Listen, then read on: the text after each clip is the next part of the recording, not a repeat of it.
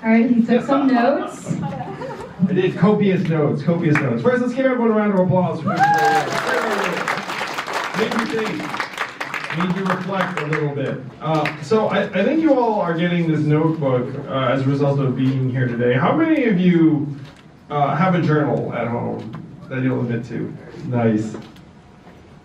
So data has shown that if you write down a goal, you're much more likely to achieve it. And so this booklet you're all going to get, I'd encourage you to take it and just write down a goal or two. And like magic, you'll actually find yourself achieving those goals. I did this when I was in my 20s. I read a story about an entrepreneur named Ted Leonsis, who owns the Washington Wizards. Anyone an NBA fan? Anyway. So he wrote down in his list of goals, own an NBA team. And I thought that was the craziest freaking goal to write down. But then he actually does own an NBA team today. So I was like, well, if it worked for him, maybe it'll work for me. So I wrote down a list of life's goals. And some of those goals were really simple. Like one was like own a dog, which I did do. Dog is still alive, happily. Others were much, much bigger. It was, become CEO of a company or do something significant.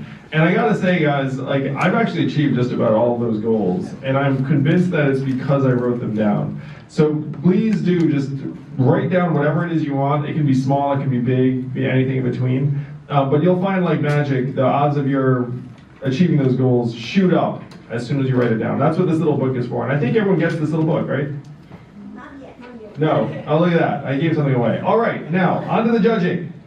One thing I found incredible is that each of you sort of took it upon yourself to embody the quality that you're championing. Like the team influence was like, I'm going to influence you into agreeing with me. And the communication is like, I'm going to speak very, very, very peacefully and calmly. And then team courage actually seemed kind of more braggadocious. And then adaptability.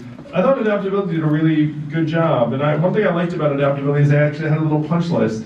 I tend to think in lists myself, and so I think one of the things when you do give one of these talks is to organize points, maybe 1, 2, 3, things like that, because it makes it seem like you're more organized in your thinking. It makes you more convincing. I personally tend to work in threes, so I go 1, 2, 3.